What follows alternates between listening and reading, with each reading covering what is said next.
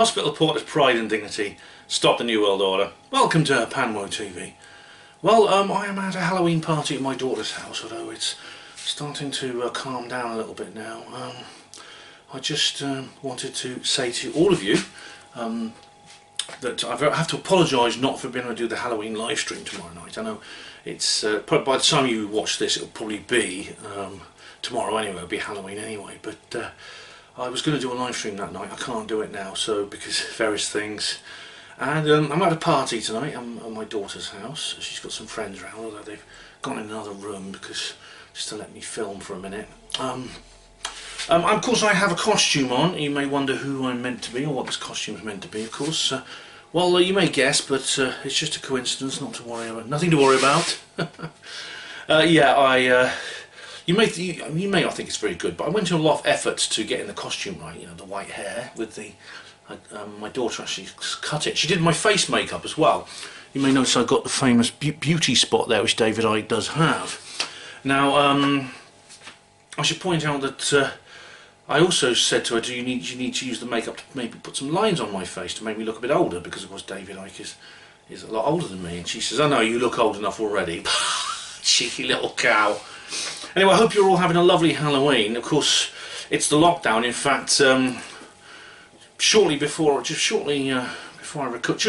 I'm recording this, Oxford goes into full lockdown. That means, well, not full, it's tier 2, which is one below the top one. At the moment we're tier 3 at the moment, the sort of medium level, which means there's only 6 people allowed in this house, unfortunately, which has put a dampener on things a little bit. Then it's going up into tier 2, which means that here in Oxford, the party we're having this evening will not be possible tomorrow night. And it's going to be grim because there'll be no trick-or-treaters, no Halloween, usual Halloween frolics. It's almost like they've chosen it that very, very night just to put it into tier 2. They could have just waited until Sunday morning, the morning after Halloween, November the 1st. Couldn't they have done that? Couldn't they have done that and just let people have a nice little Halloween bash? But they can't, can they? Because they're trying to break our spirits. See, it's a usual trick, isn't it? Break your spirits, keep them downtrodden, keep them demoralised, and they're easier to control because they'll just give up and then that'll be it, won't they? But you know, as the person who I'm impersonating right now would say, I will not be silenced. My freedom is not yours to grant. My freedom comes from me. Nice one, David, yeah. I'm very proud to be representing you this evening. I hope I'm a good likeness. Now, some of you wanted to know about the Scole experiment because the person who actually requested that I did a Halloween live stream, Steve071, asked me to talk about the Scole experiment because I've been meaning to say more about this. I've even said, oh, I'm going to go to Scole and things like that. I mean, the thing is, if I go to Scole now, there won't be an awful lot to see. I don't think I could knock on the farmhouse or door or anything. That'd be a bit rude to just turn up unannounced. But I can tell you a little bit about it. I mean, I have spoken about it before, and now's as good a time as any to tell you some more. And I do recommend this book here. This is The Scole Experiment by Grant and Jane Solomon, in association with the Scole Experimental Group. And there's several other books as well by Robin Foy and by other members of the team. And what happened was it started in 1993, and there was a massive psychical research project that lasted for 5 years. And the team involved, the two couples, the Foys. I can't. What was the other couple called? I can't remember. But it was Robin Foy, his wife, and there was 2 other people. But there were other people who used to come in and out. Rupert Sheldrake was involved. I think they even invited Chris French along at one point. They'll take all sorts of these, yeah. But it took place in their home. They lived in a farmhouse in Scole, which is a village on the border of Norfolk and Suffolk. And they have a little cellar, just a little one-room cellar, in which was the perfect place to set up this laboratory. And they affectionately called it the Scole hole. And what they did was they were basically working. It was an experiment designed to prove the existence of life after death, with the assistance of a spirit team on the other side in the spirit world. And they were using a special kind of energy, which was channeled through the mediums that they brought in, and indeed through the spirits themselves, to produce the most remarkable effects. Not just the clairvoyance, but physical mediumship. This was physical mediumship. This was manifestation mediumship as of the very unusual type of manifestation mediumship. For example, apports used to appear. Apports are solid objects that are produced in a seance, and of course the skeptics say, well, they're just fake. People bring them in and they just pull them out their back pocket and toss them onto the floor or something. But the Scole experimenters controlled for this. I mean, in fact, there was a cellar with only one entrance and a staircase leading up to the rest of the house. Made it very easy to control the situation. And so, for example, they also subjected some of the apports to scientific tests. I mean, one of the apports, very interestingly, I think has a connection with Helen Duncan, because it was a copy of a newspaper. It was a copy of the Daily Mirror, which used to be a much better newspaper than it is today. And it was a copy of the newspaper from, I forgot the date, it's a date in March of 1941, which was when Helen Duncan was sentenced, and indeed it covers the story in that particular newspaper. Now, and it has on it's a very famous newspaper because it has the famous wartime Blitz photo of London burning with St Paul's Cathedral standing there untouched. It's become an iconic image of the London Blitz. Of course, it's easy to it's easy to produce fake evidence in this respect, because you can simply go to the newspaper and order a back copy. Anyone can do that, and you could always just get it delivered to you, this back copy, and then you could just bring it along with you, stuffed down your trousers or something, and produce it secretly in front of everyone at the Scole group during the séance. You know, it's easy to. That's something a magician, an illusionist, might do.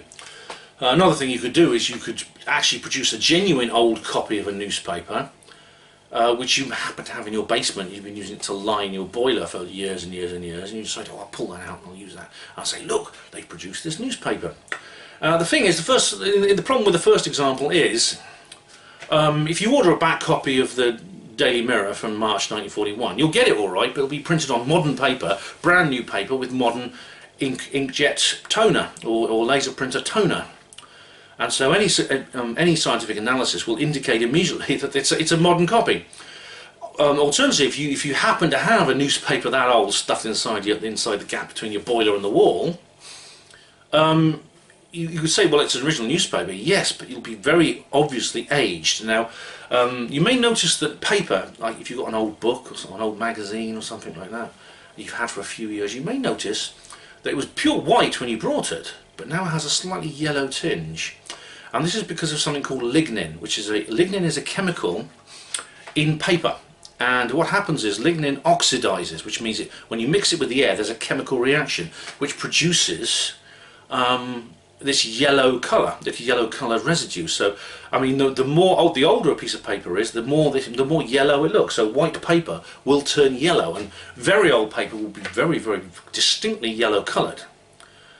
The thing about the apport that was created in the Scole experiment was it was not a modern reproduction printed on modern paper with like printer toner, nor was it an old one which is yellowed with age.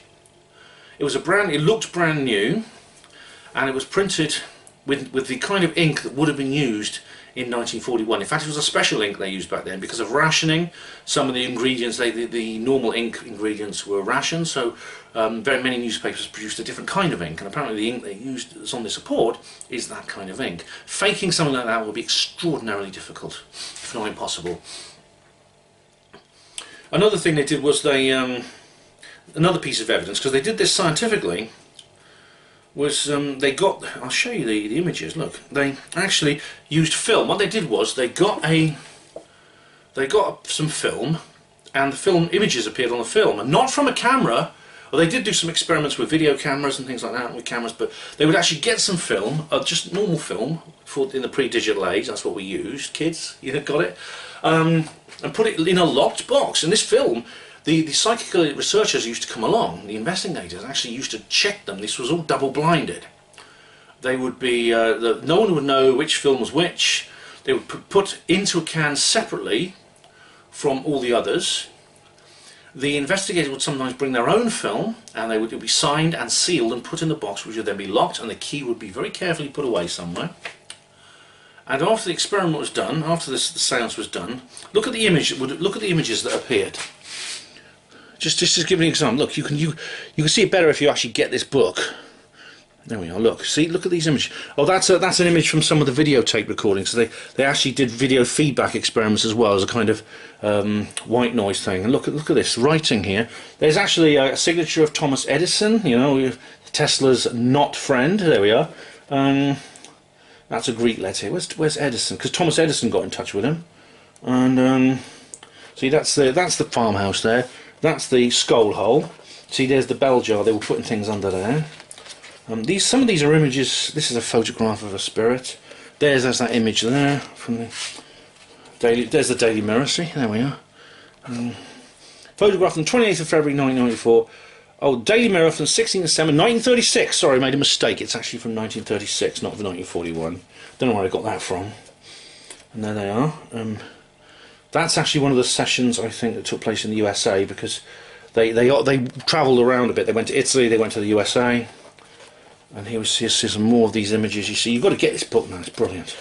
This book is absolutely fantastic. Look at the beautiful artwork these spirits create. See, look at that.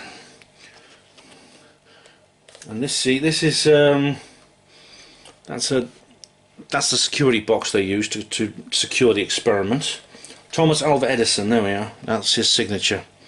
That's from the film. That's a sample copy. Hope he and Tesla made up in the spirit world. That's all I can say. And there's images from other worlds. There's even like an alien type thing. Oh, look at that. It's a bloody alien. They called that blue. It's a grey alien. It's appeared in the videotape experiments. There's an image supposedly from a pyramid formations in another universe. Fantastic, absolutely fascinating stuff.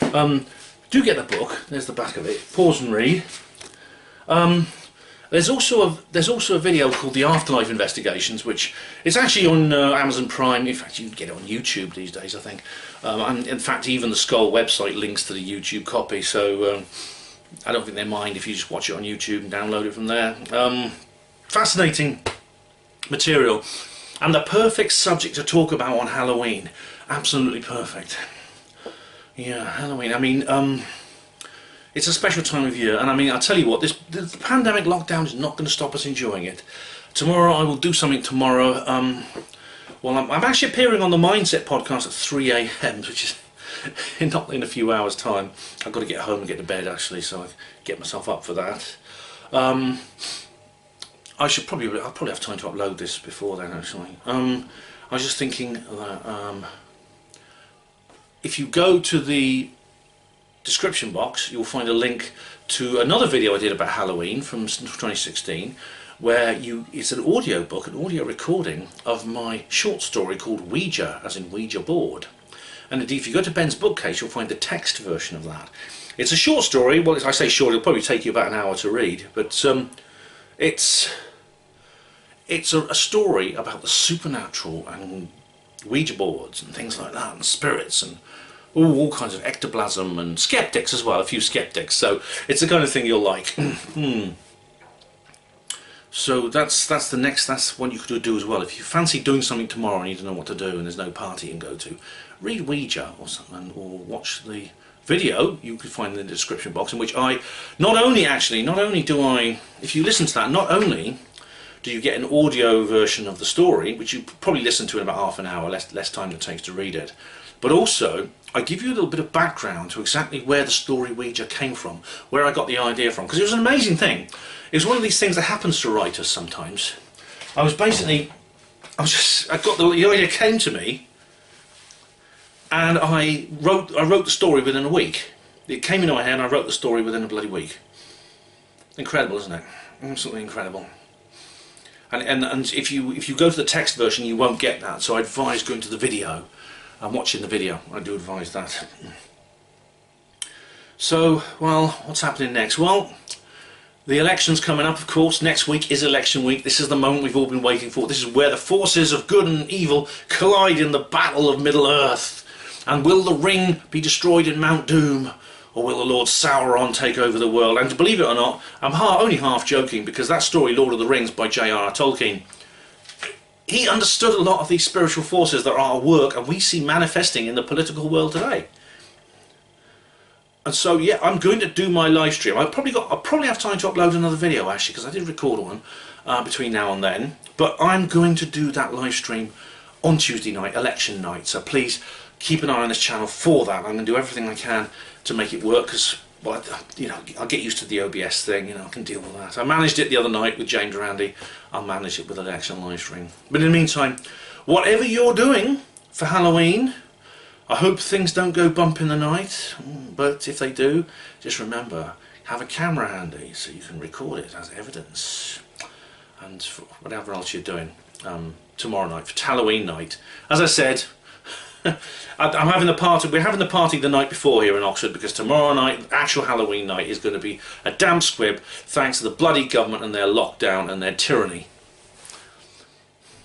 But whatever you do, whatever's happening in the part of the country or the part of the world where you are, I hope you have fun. It only comes around once a year. Enjoy it, and don't let any damn bureaucrat stop you. As David Icke, my lookalike, which whom I'm impersonating, would say, you know, it's time for freedom. Let's grab it. And as I would say, Ben, thank you for watching HPANWO TV. Hospital Port as pride and dignity. Stop the New World Order.